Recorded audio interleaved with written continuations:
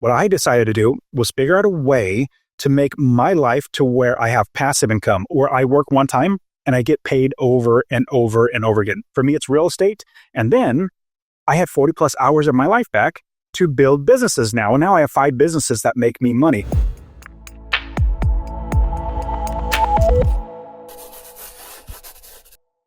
Welcome back to Live 100 Podcast, the place you come to break the habits that no longer serve you so you can build the life that you truly desire. Today, I have Dustin Heiner in the studio. Dustin now lives here in Tennessee with us.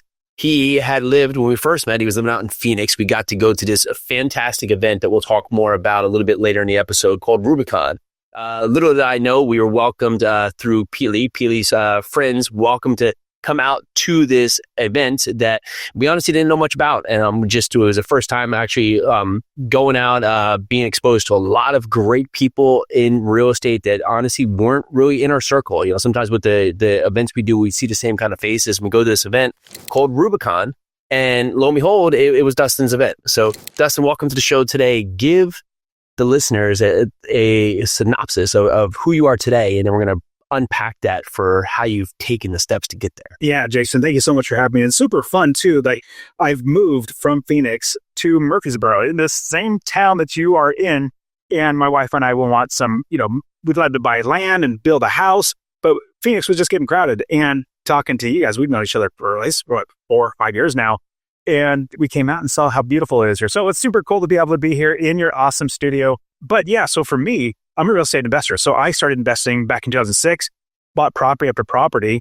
And then now 30 plus properties. We have a property, the Cove apartment complex that we have together. Invested. I love investing in real estate. It's because it's what it affords me to do in my life. Meaning I have plenty of time to not work for somebody else, 40 plus hours of my life back to do whatever I want. Like I just, probably 2 weeks ago, I bought 3 single family homes up in Akron. Each one's probably going to be renting about $1,200, $1,300 a month. And I basically bought them with cash, refinanced and pulled the cash back out, and still cash flowing each one $300, $400 a month. But I'm a real estate investor. Then I also started helping people because I quit my job in 2017. And as I was quitting my job, people were asking me how to do it. Fast forward, started podcasting, started coaching, then have a conference, the Real Estate Wealth Builder Conference, which you were part of. And so it's loving relationship that I have with just giving now. This is like you, like with Live 100. How do we give? How do we serve more people? And in the end, the more people that I serve, either in my businesses or in my real estate or in life, the better my life gets, but also the better everybody else's life gets. So for me, real estate investing is a means to an end to serve more people. Now, last thing I'll say, because I know you got plenty of questions. Now my goal in life is to help 1 million people to invest in real estate and hopefully become financially independent. That's the end goal. But yeah, it's just a blessing to be here in Tennessee now, as opposed to Arizona.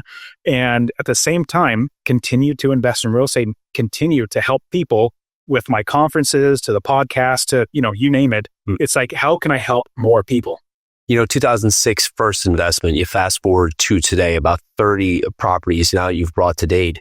And you have 11 years between 2006 to 2017 that you're still working a full-time job while investing in real estate. And I think, some of the logic gets that many times people don't get started because they think they have to have some event happen, right? So I have to have so much money in the bank, or I have to read 10 more books, or I need to, quit my job so I can have the energy. What was the stepping stone for you to take action in 2006? And then what was the catalyst that said, okay, now I feel confident or comfortable that I can quit my job in 2017? Yeah. First, it starts with my mindset. So just like everybody, I started just like everybody has been taught. We're taught to go to school to get good grades. You take those good grades and you go to college or university and get thousands and thousands of dollars into debt, and you get a piece of paper called a degree, and then you hopefully go to any job and companies and try to get a quote unquote career, and then work 40 plus years of your life and then retire and live on 40% of what you saved that entire time working at, I call it a job. You're living just over broke because your boss is not paying you what you're worth. So I'm following that exact same path. In fact, Jason, I get the most stable, secure job you could ever think of. I was living in California at the time, working for the local county government and doing technology. So California and the government and technology, they're not going away. But at the same time, I was always entrepreneurial in my life. So I had a graphic and website design company. I even had a newspaper out. You ride on a bike and throw newspapers at 5 a.m., banging them on garage doors, waking people up. I had a convenience store and a pizzeria. I started these from scratch, but still was working a job. But this is really what the mindset shift that I had to have. So number one, I bought a property. I bought one rental property. I think it was 2006 or 7. I bought a property and it was making me money and cash flow. So I was like, this is great. My property works for me and I don't have to work. But then life started getting in the way. So this is what really shoved me. So the mindset first was like, I need passive income. Instead of working a job, working an hour, get paid for an hour, I need to start making cash flow where other things work for me, like a property. But this is really what shoved me into investing. So my wife and I started having children, still working at dead-end job, bought one property, had businesses. But when my wife had our 4th child, I went on paternity leave. That's where the dad stays home with the mom, changes poopy diapers and all that stuff, and bonds with the baby. Well, 2 weeks later, I go back to work. And on a Friday at 3:30 in the afternoon, I get a call from my boss's secretary, the top dog. And she says, Dustin, would you please come to the office? I said, sure. Yeah. And I paused for a second and I hung up the phone. I thought, it can either be really good or really bad. Yeah. Yeah. I thought, why are they calling me in the office? This isn't normal. And I've seen plenty of movies. Friday at 3:30 is not a good time to be called to the boss's office. So I started thinking, man, am I going to get laid off? But then I shook that off because I work at the government. Nobody gets fired from the government, as well as I have my bosses think I do a great job. I get raised all the time. So I get up and I walk down the hallway to my boss's office. Well, Jason, this hallway isn't very long. In fact, it's kind of short. But every single step I take, it feels like the hallway gets longer and longer and longer. It feels like my feet become lead bricks because the thought of potentially losing my job was just weighing down on me. Well, I get down the hallway and I turn the corner. I see my boss's door. His door is closed and I see his secretary there. Super sweet, nice old lady. She says, Dustin, would you please have a seat? And she's kind of consoling me with her eyes. She's kind of sheepishly grinning at me because she knows everything about what's going on. I know nothing. So I go and I take my seat. And I start thinking about my life. If I get laid off right now, that whole entire career path that I've been told by other people, start thinking, did I just waste my life doing this? I've been working at 15 plus years on top of all the schooling and everything. And then I thought, oh my goodness, we just had our 4th child. Does that make me a failure as a father? Does that make me a failure as a man, as a man trying to provide for his family? Well, as I'm sitting there, my hands get all clammy, my forehead gets all sweaty because the nerves are just crushing me. The door to my boss's office opens up, and out walks a coworker of mine. Super nice lady, but she has a piece of paper in her hands, and she is noticeably distraught, noticeably upset. She's not necessarily crying, but you could tell her world has just been devastated. She passes by me, and my boss says, Dustin, would you please come to the office? So I get up, and I go into his office, and I get laid off. And nobody gets laid off from the government, but I did, and this is the reason why I tell the story. So I take that layoff notice and I go back and I sit down at my desk and I realize 2 things. Remember, it's the mindset shift that I had to make. The first one, I need to get another job. I need to be able to provide for my family. So praise the Lord, I got another job in the same county. A different department wasn't having those issues. So check, got that. But then sitting in that chair, just getting laid off, I realized I need to make sure this never, ever happens to me again. I need to make sure that nobody has the ability to take away my ability to feed my family. So right then and there, the mindset shift was, whenever anybody asked me the question, Dustin, what do you do? I would reply with my job. I work for government doing technology. Well, I'm basically projecting out to the world what I put my value in. No, my value doesn't come from my job. I realize my value comes from my God, from myself, and from my family. So right then and there, I started telling everybody that I'm an investor. It may so happen to be that 100% of my money comes from my job. That's now my part-time job. I am a full-time investor. So fast forward the story. Started buying property after property after property, each one making me $250, $300, $500, $600 a month in cash flow, passive income after all expenses are paid. Eventually, I had 30 plus properties, and I thought, I need to quit. So last part of the story, I went to my new boss, good boss and all, I said, boss, here's your layoff notice. And we both laughed, and he knew it was a joke. And he said, what are you going to do? I said, I don't have to do anything. I own real estate that makes money for me. So the last part of the story, I would walk to and from my office 1.5 miles every single day because I'm too frugal to pay for parking. We were in downtown. And I walked home to my car for the very last time. I felt like I was walking on clouds because I knew I would never, ever need a job again. And the last thing I'll share is that everybody needs to realize you are worth so much more than anybody could ever pay you. You'll know this because your boss is paying you just enough to keep you working without quitting, but not so much money that comes out of your pocket. If they paid you what you were worth, they would go broke. So what I decided to do was figure out a way to make my life to where I have passive income, or where I work one time and I get paid over and over and over again. For me, it's real estate. And then I had 40 plus hours of my life back to build businesses now. And now I have 5 businesses that make me money. So I'll pause the story because you probably got plenty of questions. I think there's this level of comfort that comes with just being told that you'll be safe doing something and then taking the thought process out of your mind, right? We operate so many times within a day. It's that if you cut the day into just 1% blocks, right? You put that into 100%, 98% of the day, we just go through autopilot, right? Like you walking home every day, it's just what you did, right? You probably walked the same way, took the same steps, right? Put the key into the door the same way, right? Went there, and the first thing you did when you go in there, take your shoes off, put your jacket, right? You just get used and conditioned to this model where your life just becomes this model of repetition. And what happens is we become so familiar with that, it's hard for us to break away from that process. And it becomes scary, right? Because going outside and saying, well, listen, I could just be laid off on a Friday afternoon at 3:30 and just walk into my boss's. Nothing that I did at all. Literally, I was doing my thing, right? I was hitting my performance marks, and lo and behold, next minute I'm out of a job. Yet we don't think of that, right? We think of, oh, well, at least a paycheck comes every Friday, right? Until it happens. And when it happens, it's painful, right? But most clamor to get back to this place of just peace, right? Which assumingly is just having someone say, okay, come here 9 to 5 or 9 to 6 and, take a half-hour lunch and then, get the paycheck and then, oh, you'll be safe again, right? But we're never fully fulfilled, right? I was thinking about, just doing things like going with family or just having these moments, right? And we put off like the pleasure for the short-term piece of just feeling safe, right? And feeling comfortable. That's the point. Yep. Correct. And when you do that, in your mind, you think you're doing the right thing, right? Well, I'm maxing out, my IRA, or I'm doing this and this part, right? But again, like you're putting all the responsibility onto a system that really isn't set up to reward you in many ways. It's just told to reward you, right? And I was thinking, there was a great meme the other day where it was like, someone was like in school, it was like, hey, can you teach me how to do my taxes? They're like, no, shut up and do just square dance, right? It's like, that's what we're doing in school. It's like, we're doing these ridiculous things that like serve no purpose, right? Like kids like today, like it's always like the fast forward, like what is the purpose of this? Like just want to learn to interact with others and be kind with others. But many times we're conditioning people, kids, right, to be used to this thing of like, go wait in line. And when your number's called, you can go sit down at that seat. And then you have this certain amount of time that you sit here until this bell rings, right? And it conditions us to that work experience. Until you look back on yourself and say, like, I don't want to be the failure in my own mind. But what does that actually mean? So when you started to do that jump and you broke out into this place where you had your time back, right? What was it that, because where I see the gap of sometimes people who break out of the system and go into their own, they get scared because now they have this 40 hours where the only responsibility is yourself, right? You're responsible to yourself. And so you get lost in this part where you get lost not being active or proactive because now there's all these hours.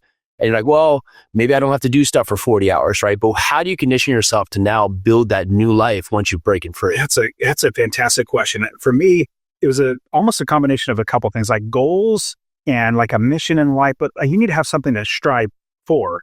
And you had something that was really key. It was the appearance of stability, appearance of safety with having a job, a job, because you just show up, you do what they tell you to do, and then you get a paycheck. It's just literally an appearance. It's perceived, oh man, this is great. But in the end, they can literally fire you or lay off at any given moment, or the company could go bankrupt.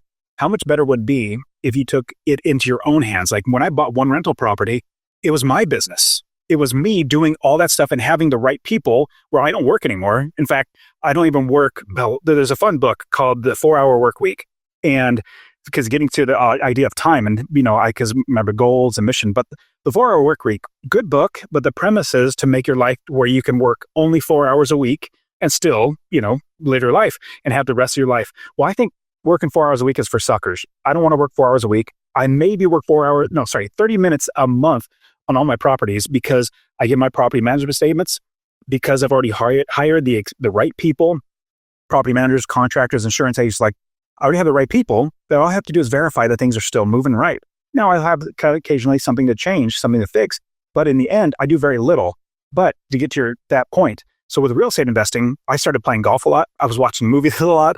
I was doing just things that wasn't really advancing life. I could go buy a property. I was just buying more and more properties, but I didn't feel fulfilled. You said that word just a little bit ago, the idea of fulfilled. So when I bought my first property, it was an accomplishment. I didn't feel fulfilled. Then when I quit my job, it wasn't a great accomplishment, but I felt like I needed another win. I need another accomplishment, another property, but I didn't fulfill. When I first started helping friends and family members, they would say, hey, Dustin, you're investing in real estate. You don't have to work. Can you help me? So I would help them. One of my first students ever was just a friend. It didn't pay me or anything. It's just, hey, let me help you.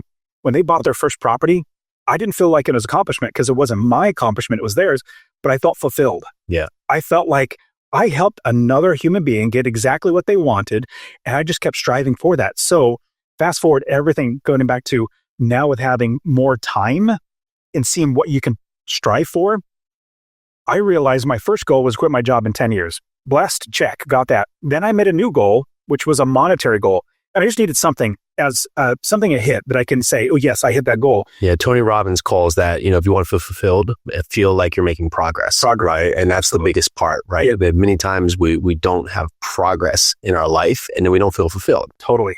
Well, especially like people go through a midlife crisis because all they're doing is working for somebody else. They haven't built anything for themselves. I'm 45 now, and I'm waiting for that midlife crisis to come, but I don't know if it ever will because I'm continually building things. Correct. Because I feel fulfilled. So I made a goal to make $1 million in all my businesses. And it was not because I'm driven by money. In fact, I'm not. It was because it was a quantitative goal or something that I can literally put my number on or finger on. Yes, I hit that goal because I need something to reach for. But I kid you not, Jason, it was the worst goal ever because I'm not driven by money. I had plenty of money coming in. Then I realized that the million was a good idea, but not $1 million. Now it's all about people. When I realized that money is just a means to an end to serve people, to help people, to enrich my life, enrich other people's life, I stopped making money a goal. And I had the blessing that I had money coming in from real estate. Now, if you're listening to this and you're like, man, I don't even have money coming in, I just have to work. You have to get there. You have to have the money legacy, which means you have enough money to where you don't have to worry about making money, where money comes in. Then you have the time legacy. So money leads into time. Now you have 40 plus hours of your life. Then that goes into relationships where you shore up all the relationships that you maybe didn't do the best as you're getting to where you are now. Yeah. And then the last is service. So money leads into time leads into relationships leads into service. And I kid you not, I feel so much more fulfilled now. My goal, it's more of a mission in life because I don't think I'll ever hit it. I don't even know how I would quantitate it or quantify it, but it's to help 1 million people to invest. And it gets me out of bed. Whereas the $1 million, it was literally a bad goal. I was deterrent. I wouldn't do anything because it wasn't a big drive. But now, like signing up for a hotel to start the Real Estate Wealth Builders Conference, I was literally signing on a contract for $150,000. Like if nobody showed up, everything fell apart, I'm on the hook for $150,000 to $200,000. So every year I'm making myself stretch further than I would because of that goal and feeling like I have a purpose in life or a mission in life, and that's service to others. It's so much easier to set up goals that have actions that you can track, right? Because if you just put the $1 million out there every day that you don't have $1 million in your bank account, you're like, I'm a failure, right? But if you say, I want to help 1 million people, well, it could be, have I put out 5 podcasts this week? Have I called 20 people this week, right? Things that you can go down there and track, right? Because the goal is coming, but it's the actions that you can look at and say, okay, did I do this action today? And is the action, so if a goal is 1 million people and each action says, okay, I call one person, that helps one person. Okay, so I want to get to 1 million people.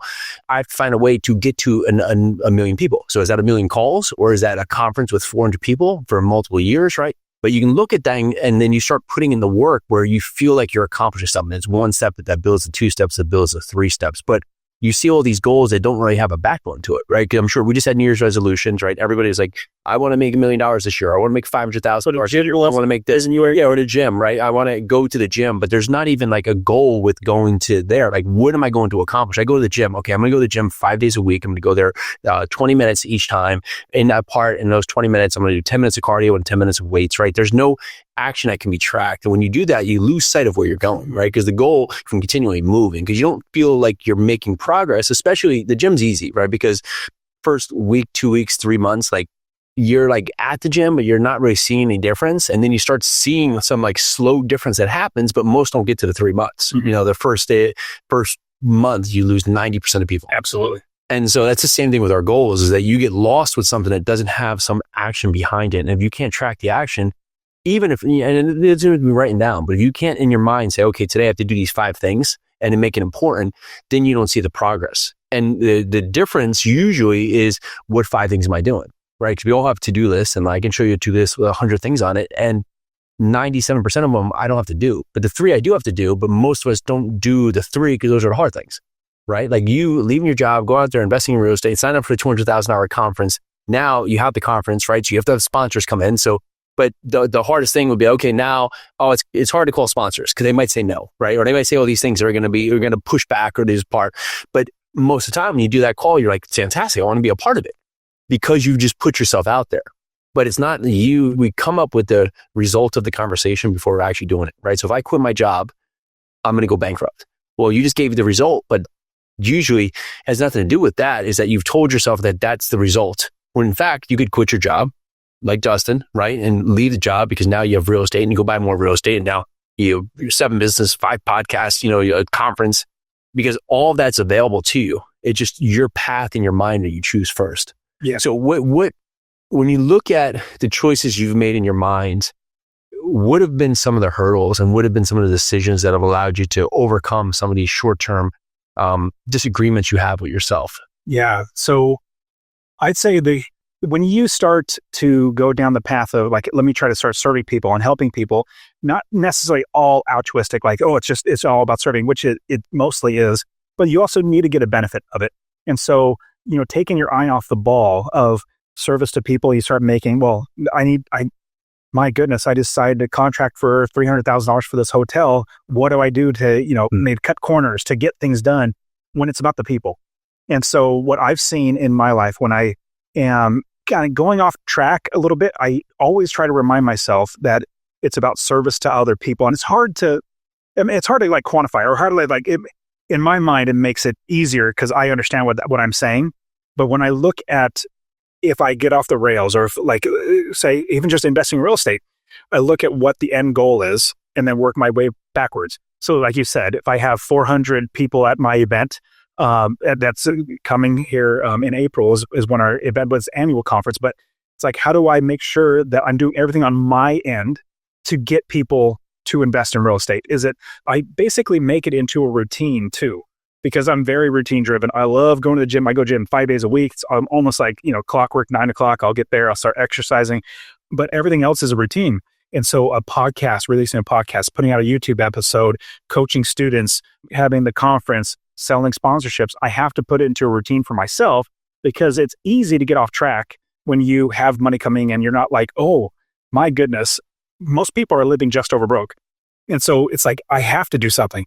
When you don't necessarily have to, it makes it so that you have to force yourself to keep the end goal in mind. And for me, it's service to others, a million people to invest in real estate. And just like with Live 100, trying to make sure that people understand, like, it first starts in your mind. Like, you don't just, nobody just becomes a billionaire or a millionaire just overnight. Let's say win the lottery, but then they become poor right away because they don't have that mindset shift, that change in their mind to help them to be that person. Not just all of a sudden you have that, but no, the people that are millionaires or even billionaires, it's because they've changed who they are. I guarantee you, and this, anybody listening, if you get around somebody who is, let's say, an 8-figure business owner, you're going to hear things and see things that you're like, I had no idea that was even possible. Yeah. Opens your mind. Yes. Yeah. And what comes to this, if someone's listening who is just absolutely broke right now and just no money at all, I would say wholeheartedly, you're in a better position than someone who has a secure job that's making just enough money, because you at least know that you don't want to be where you are. And you just have to make the decision, where the person who's has that job, right, is married, maybe has a kid or 2 kids and has that job, gets consistent paycheck, maybe it's just making enough, they can go on a trip in their parts, but is really unhappy, but not unhappy enough to make the change because they don't have to make the change. But if you are without money right now, not where you want to be, stuck in a rut, absolutely you don't want to be where you want to be. And the goal is to say, okay, where do I want to be? And to understand you deserve it, but you have to make the choice now that you're going to change where you are, right? Instead of just doing the short term, right? It's very easy to do the short term. Let me just find $100 today so I can just get through the week and then repeat that the next week. I just figure out how to make $50 and you just never get off the cycle.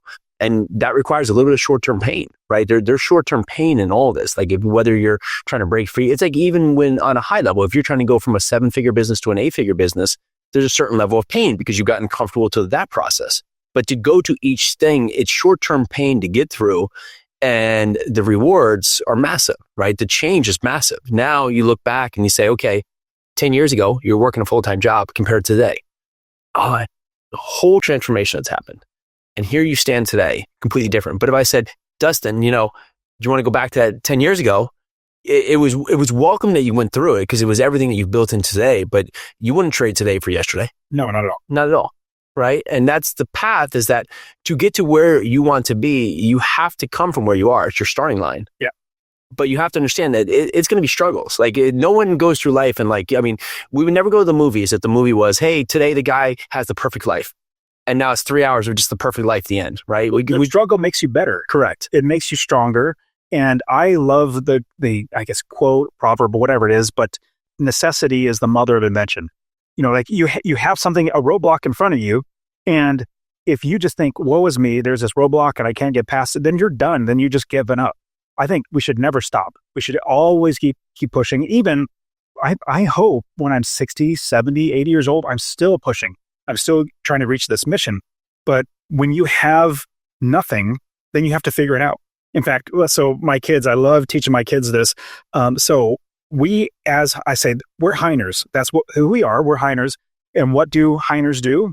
They learn, because I told them, Heiners figure things out. Because my kids would always say, well, Dad, I don't know how to do that. I say, because I know they're my kids, I'm their dad. I know that they can figure it out, but they're just giving up really, really quickly. Oh, yeah. And in part, one of the funniest things you said there is that the one thing I say all the time, one of the most important traits anybody can have is figure it out mode. Just figure it out. Just, I don't know how I'm going to do this.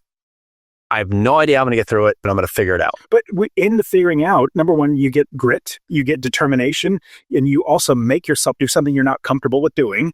But then it compounds. Like 10 years ago, I never would have thought to start a conference. That would have been anything. But because of all the little things along the way that built up, that I said, I'm just going to figure it out. I'm going to make myself do it. That got me to where I can take bigger steps. And so my kids now, whenever they say, Dad, I don't know how to do it, I said, you're a Heiner. What do Heiners do? Figure it out. But yes, you figure it out, because in the end, just because you think you haven't done it, or you haven't done it before, or you think you can't do it, doesn't mean it can't be done. If somebody else has done it, you can do it yourself. Yeah, you look at just life on its end, and it's so easy to accept no, right? I think all of anywhere I've been, if I would have accepted no as the rule, they said no, then I wouldn't be anywhere. We wouldn't be anywhere. We wouldn't be in Tennessee. I wouldn't be married to Peely. You just think of all the no's that exist in your life, just of all the parts of wouldn't have found that job that have led to, meeting Peely, or just even starting to do real estate, because no comes from a place of people either not wanting to deal with it right now, or just not having an idea, or thinking they're taking care of you, right? Or in your mind, thinking it's the safe thing, right? I wouldn't have run races. I wouldn't have done anything if I would just condition myself to just say the first roadblock is actually a true stopping. Because you have to understand that there's many times in life where someone tells you no, and it's just because they don't want to see you hurt, or they don't want to put you in a position where they feel like you're going to be at risk, but they aren't on your journey. So they're not in your mind, right? What I'm doing is so different than, my family, my friends. So if I just followed that path, right? But would I be happy on that path? And many of them, some are happy and some aren't, right? But the difference is it's a choice. And we have to feel like we're making our own choices. And many times we're just not making our own choices. We're just stuck in a path that's been presented by somebody else, right? Go to college, get the job, get promoted in a job, maybe, make a lateral move into another job so you can continue to increase. Yeah. And then, get a watch and go retire. But sounds horrible. It's a path that some take and many are happy with. But if you're not happy, there is other thing. And I think that's the premise here, is that if you're not happy with what you're doing, there are ways to change with your life, but it starts with you deciding and being aware of how you are, so you can start positioning yourself for the greatness that's available to you when you start to take those steps. Yeah. But many of us, we just don't choose us. We choose safety or someone else's choice. Correct. So I think about 80% of the population should be employees. They love it and they're totally fine. But I think the people that are listening to your show, Live 100, they're not that 80%. They're thinking there's more to life and I want to achieve more. And I think every single time that you say, I want to do just a little bit more, I want to get out of my comfortable zone or comfortability, I want to push it just a little bit further, then it compounds. It gets you stronger and stronger and stronger along the way.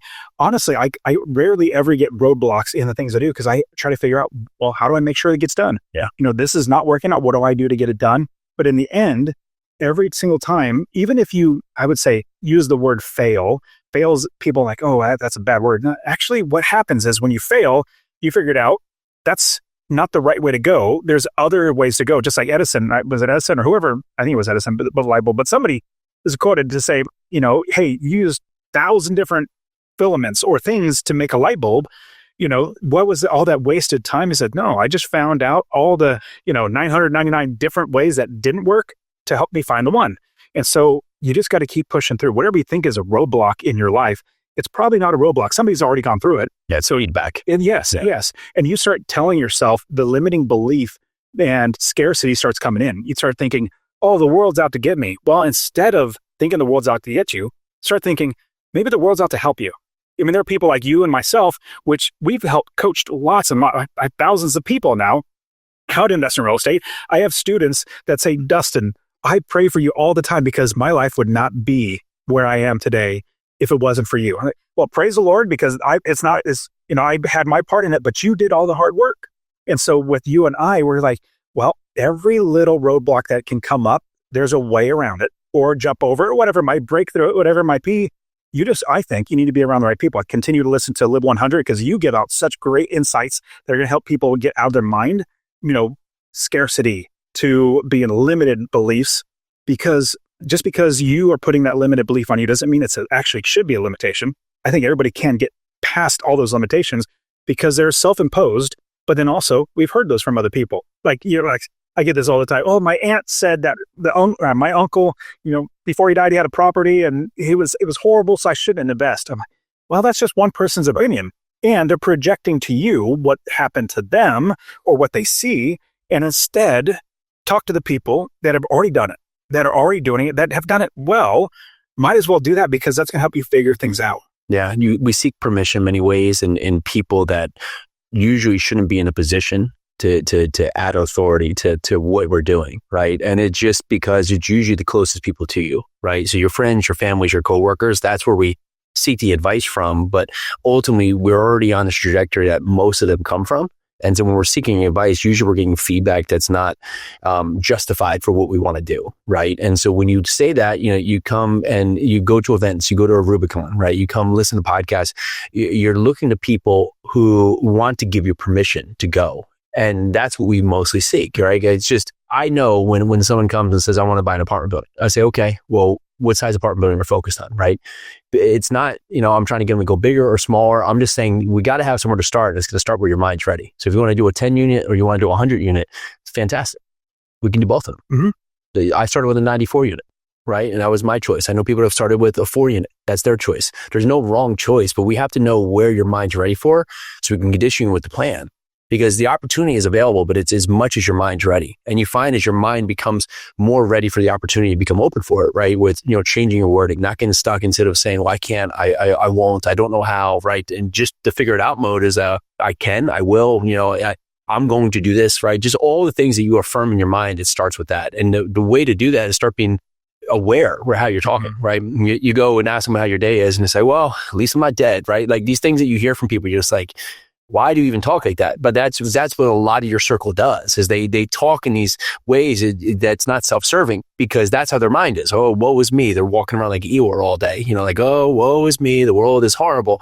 But it's not. It's fantastic. Like we live in the best time, right? We're great energy all around. We have our life. We have our breath. We have everything in our life here to go do fantastic things.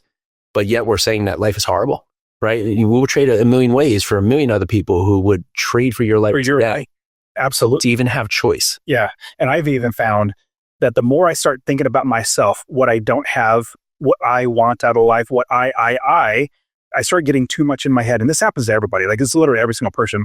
When we start thinking about yourself, you start thinking about things that you don't have. If you turn in the focus to other people, how to serve people, then you stop thinking about yourself and stop thinking about what you don't have. Now, you're going to be working towards building your life up, building business, all that sort of stuff. But if you turn the focus from yourself to other people, that's humility. That's less pride. In fact, I always love asking the question, so which one is more prideful? Somebody who builds themselves up or somebody who builds themselves down? They're both prideful. They're both the exact same. They just think about like, woe is me, or I'm so great. You're only thinking about yourself. When you turn around and start thinking about other people, then you stop thinking about yourself. You stop having a victim mindset or a negative mindset. You start thinking, man, the world's out to help me, instead of being stuck inside your head. Because that's where I found, and for me personally, I started realizing that I was telling myself all these negative things. Mm-hmm. And in telling myself the negative things, just was solely focused on myself. I didn't see all the benefits that were out there that I could actually attain. Yeah. But your mind and your soul can't tell the difference. Totally. When you're putting that into your mind, like, it can't tell the difference. Like, oh, that's a stupid thought. It's just saying, well, I guess this is reality. Right. And that's the hardest thing. You're saying, well, I do that all the time. Like, ways you can get out of this is that, if you're feeling stressed, you're feeling overwhelmed, you don't know how to write it down, put it into parts where you can actually see it. Because we act like everything's so stressful. Like, oh, I don't have the right car. I'm not married to the right person. I'm in this job I don't like. And all this is into our mind. But if you write it down, you can say, okay, what is actually the real stress here? It might be that the job is causing all these other things to go out of whack in my life. My health, my faith, my finances, all out of whack, right? And when you put that down, it can become clear what you have to do. But the biggest part that you touched on there is that then go act, and serving others and doing things outside of what you do, it starts to change your mindset. Like, it could be anything like, yeah, great, go help at a food kitchen. But it could be as simple as like, you're walking on the street and there's garbage in the street, pick it up. Because someone's going to do that, right? And it doesn't sound like a lot, but it's something that you can change today to fix, right? You can help keep something clean. You can do these things that don't seem like they create a lot of value, but they create everything. Because it creates discipline in your life. It creates something that you have just cleaned up, you've made better, you've improved, right? You've done these things that don't sound massive, but they're small things that they compound on each other. Like, you help one person by just opening the door. Like, it gets you stop thinking about yourself. You pick up that garbage. I do that all the time. Grab something. Like it's just, it's a bummer. I'll throw it away because there's a garbage can right there. But those compound to where you stop focusing on yourself. And when you stop focusing on yourself, you start thinking of how you can serve others, which makes life so much better. In fact, I read the Bible. So Bible says, and I read this in college, it says that God opposes the proud, but gives grace to the humble. I thought, my goodness. So there's like, it literally says, if you're prideful and only think about yourself, then God's going to oppose you. I said, I don't want God to oppose me. Well, then I had to research and figure out, what does it mean to be humble? Being humble is where you're not even thinking about yourself. You're thinking about other people. And so what I love about humility is it's not putting yourself down or thinking less of yourself. It's thinking of yourself less, where you're thinking about other people. I kid you not, Jason, you know this. The more times that I think about how I can serve other people, the more money I make. And on top of that, the better their lives get. Like, if I buy a property that's run down, I fix it up to where it's a nice property that not everybody wants to own. Even though we're real estate investors, we think everybody does. No, there are a lot of people that do not want to own a property. They've been fine with renting. You give them a nice place to live. They're renting at a decent rent, and they're happy. They're excited that this is what they have. And so, same thing with creating Master Passive Income podcasts, the YouTube, like coaching and all that sort of stuff that I have. It's all like, instead of thinking of like about myself or putting myself down, is how can I build other people up? And as I build other people up, I realize that I am so much more happy in general because I'm not thinking about myself, what I don't have. And I start thinking about, man, look at that person. In fact, I just got a call with one of my former students. We had dinners one time because hey, we're in town. We've got to have dinner. Anyways, I don't do this normally, but other than they were in town. So fast forward, she sent me a quick message like, hey, I'm really having trouble. It's a current student, like 5 years ago when I coached them, and they said, hey, we're having trouble with one property. Can you help me out? Can we jump on a 5-minute call? I'm like, absolutely. Yeah. Even though they're not paying me for coaching, I'm like, no, we're friends now. You've been through, you know what you're doing. Let me help you out. And it didn't immediately come back to me like it was just this morning. But in the end, God is showing me by reading the Bible, but then also the more people I serve, the better my life gets and the better everybody else's life gets. Absolutely. That's why anything like you think of, like I always say, like tipping, like tip great, like tithes, like people are like, I want to get to a certain amount of money before I start. No, just start tithing today, because you'll never be a point where you're like, you know what, I'm ready to start being able to tithe at church, right? You just start today. You start doing these things that show grace on others. And I mean, it truly comes back, because what you do is you ask yourself, okay, I want to have this fantastic life, but I don't want to be in a silo on my own where everybody else is struggling. So if you can go help other people, what's going to happen is you're going to start to surround yourself with other people that are all on the same trajectory. Because you say, well, I'm out here on my own. I don't know where to start. No one else is in the same thing. No one has these same desires. If you start helping others, start building other people up, you create your own community where you will find your community. Because what usually happens is we're waiting for the first domino to drop.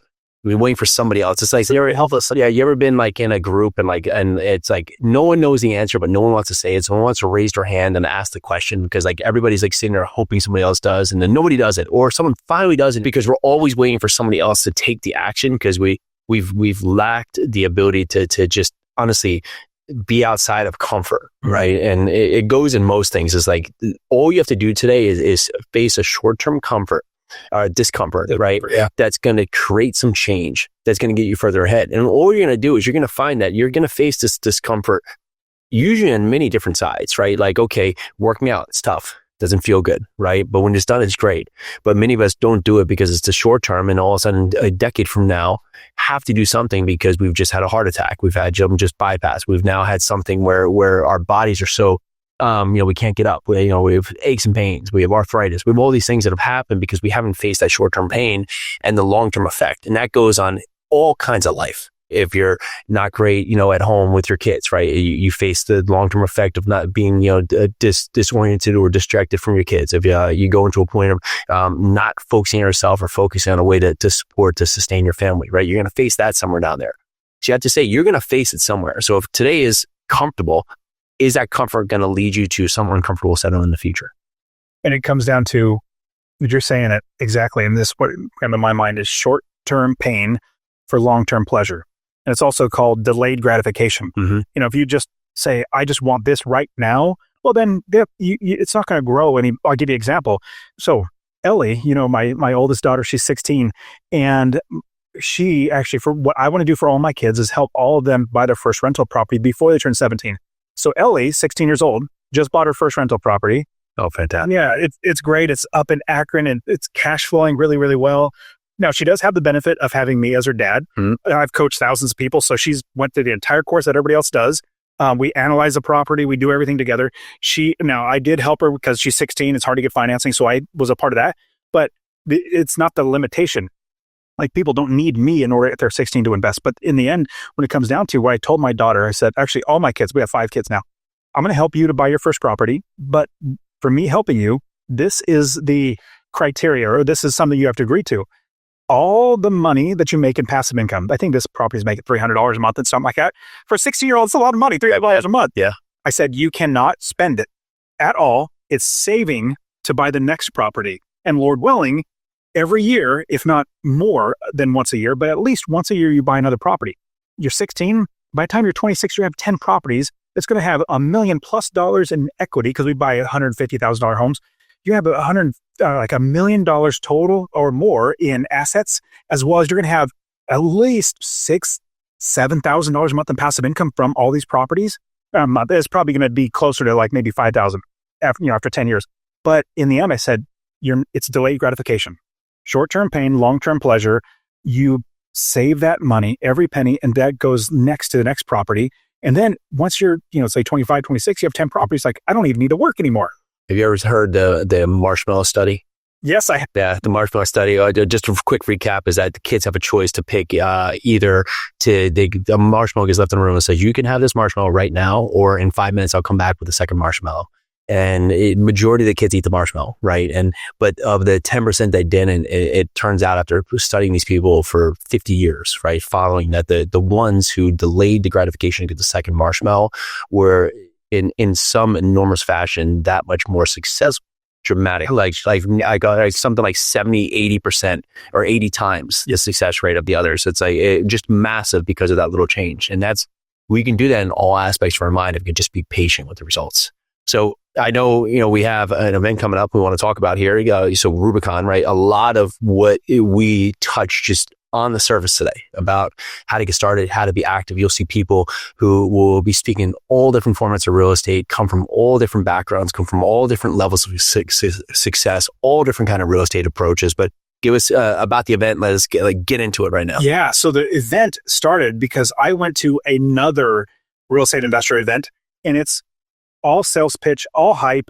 And then they say, run to the back. It's normally $1 billion, but it's like $50,000 a day, $80,000 a day, because it's just a sales thing to get you to buy more things. I hated going to those. And I thought, I want to create an event that I want to go to. And so it's an event that's no sales pitch. It's literally just a community of people coming together to help each other, to work with each other, to connect, and even invest together. And so the conference started back in 2022. You guys, I remember talking to Peely, got connected from our friend Annie. And you guys both came out. You guys have been there every single year and help. And it's literally just a way to give. It's a way to help people.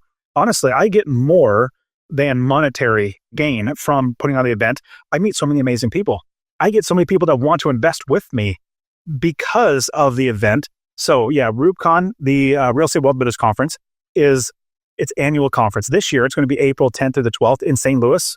Next year, 2026, jumping a little ahead to show you that. But we're going to be in Nashville, which is really close to us. We're right here. Excited to have that. But honestly, it's just an annual event gathering people together so that we can connect. We can be friends. In fact, I love lots and lots of people. They continue their friendships after, and they come back and they meet at REWBCON because it's like a reunion all over again. And they meet more people. They learn new things. So yeah. So tell me about we want you to speak because you're great at mindset. You help people to real mindset. If somebody were to come, they usually come for, learning real estate investing, but we love teaching mindset. So the keynotes that's the main stage where everybody's at. We do more mindset. It's not necessarily real estate investing. We do more mindset, how to overcome hurdles and break through barriers. The breakout sessions, we have 30 or 40 breakout sessions. That's where the coaches or the people who are experts are teaching something specific about real estate.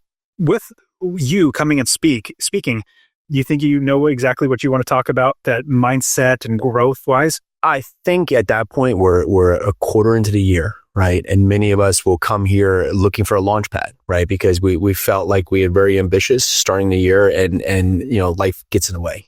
And then we see the year slowly slip away. And I think putting emphasis back on really honing in on mastering the habits that we need, that it takes to be our best self, will be a great focus for the talk. And what you'll find with many is that you're going to hear all the tools here. Like you want to go invest in Airbnbs, or you want to buy land, or you want to buy single family homes. Someone is going to stand up there at REWBCON and tell you every single tool you need, which you can easily do. But 99% of people in the world will never do it because they're mentally not prepared. And if we can mentally prepare you, everything else is easy. Dustin's going to say, these are the 10 things you do to go find a single family house, buy that house, finance the house, get a tenant in there, get property management, and let the property work. But we have to be mentally ready to do it. And you'll find so much wealth at REWBCON, and we want you to take action in all formats. And I know if I can come in there just with that little bit of guidance, it's going to allow people to really step outside of where they've been feel stuck, which usually, most of us feel like it's this massive barricade, but it's usually just a speed bump. And all we got to do is get over the mental speed bump. And then lo and behold, things open up in a huge way. Last year, you came and just destroyed or rocked it. You crushed it. Everybody was like raving about your talk because you're really helping people get beyond themselves, meaning getting out of your own way, because I found that a lot of people that either I coach or I meet at Real Estate Wealth Builders Conference, if they're trying to get to the next level, let's say they bought their first 3 or 4 properties and they said, you know what, I want to get into Airbnb, or I want to invest in a multifamily or a small multifamily, like 5, 6, 10 units or whatever it might be. Usually they are their own limitation. Now they could figure it out. Yeah. They absolutely could figure it out on their own, but their brain kind of roadblocks that, like, oh, it's just hard. And I haven't done it before. I just love that we can get everybody in one room that we can all help each other out. And most likely somebody in that room or at the event, we have 500 people, has done something that you want to do, or somebody that can invest in whatever your deal. Like let's say, oh man, I got this property, it's 25 units. I don't have the cash for the down payment, but it's a great deal. I need people to invest with me. But I got investors from the conference as well, because you're getting people together without an agenda. Only, if you would call it agenda, is building community and helping everybody out. Yeah, April 10th through 12th in St. Louis. Fantastic hotel. It's the Curio Hilton Hotel. It used to be old train station. It's just, you will not be disappointed. You can bring the family. There's a ton of things to do in St. Louis. It's a theme park. You walk right outside. There's the aquarium in there.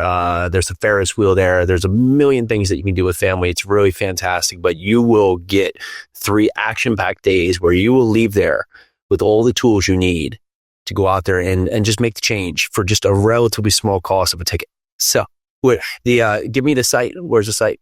REWBCON.com, REWBCON. Correct. So it's all abbreviated, REWBCON.com. And if you use the promo code podcast, I'll give you 10% off the show. Awesome. Or off the event. But yeah, it's all about just helping people. And so Jason will be there. We have 40 other people that are speaking experts. Like these are my friends, just like you. We've podcasted for so long. You meet a lot of great people, a lot of great real estate investors that are experts in what they do. I just started calling them, like I called up Peely the first year. I said, hey, this is what I'm doing. Would you want to come? She said, yeah, that's absolutely. You guys came, which was fantastic. I still remember after that first event, I'm just kind of on a high that it worked. I didn't lose a ton of money. And then you guys were standing outside of the hotel in that little valet area waiting for somebody to pick you up to take you to the airport. And I remember I was packing everything up. I was just getting done. And then seeing you and you had your kids there and everything. I was like, this is how I want it to be. I want it to be a family. I want people to come and feel comfortable. Not comfortable where they won't do things, but like comfortable, like, hey, you have friends here. You have family here. This is the entire event. I bring my 5 kids and my wife. Like, it's all about helping people. I will say, you come to this event, you will see from one year to the next, you will see a tremendous amount of repeat people coming to the event, which is fantastic. And even better, why are people coming back? Because last year to this year, they're in a whole nother level and in a forward positive way from where they were. They get launching pad from there. They come back. They're at a new level. And they're saying, okay, great. I learned a ton. What do I learn this year? And if you see that 1 year to the next year to the next year, you have to see that something's happening, right? Something's happening. I'm creating awards now. So people, talk to people and see, hey, from last year to this year, I got X, Y, and Z. Yeah. I'm working on creating awards for them because I want to celebrate that. Correct. I want them to come on stage because not everybody's a speaker, but we have a lot of attendees that keep repeating.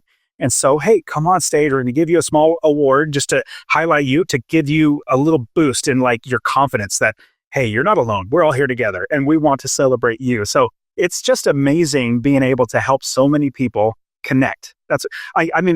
Every single time I say, I know not everybody understands how I understand what is connect.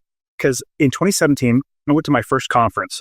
It was for financial content creators like blogging and podcasting and book writing.